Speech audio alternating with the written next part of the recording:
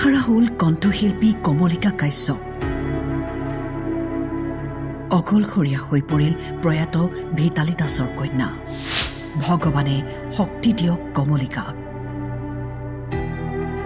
কোভিডৰ সময়ত জনপ্ৰিয় কণ্ঠশিল্পী ভিতালী দাসে ইহ সংসাৰ ত্যাগ কৰিছিল। এৰি গৈছিল কন্যা আৰু স্বামীক। তাৰ পিছত পিতৃয়েই আছিল একমাত্ৰ সাহস কমলিকাৰ বাবে। কিন্তু ঈশ্বৰে যেন তাতো শান্ত নাথাকিল।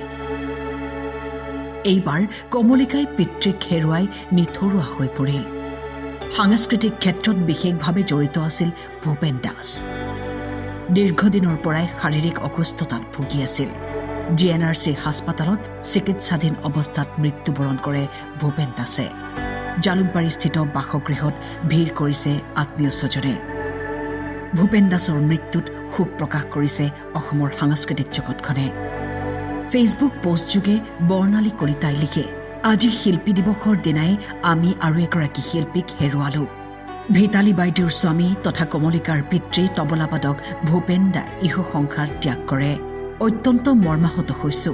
সেই প্ৰভু শক্তি দিয়ক কমলিকাক। অনিন্দিতা কাশ্যপে লিখিছে, বৰ দুখ পালো শুনি। তেখেতৰ বিদেশী আত্মাৰ সদ্গতি কামনা কৰিলো। সকলোৱে কৈছে ঈশ্বৰে যাতে কমলিকাক শক্তি দিয়ে। News desk, time 8।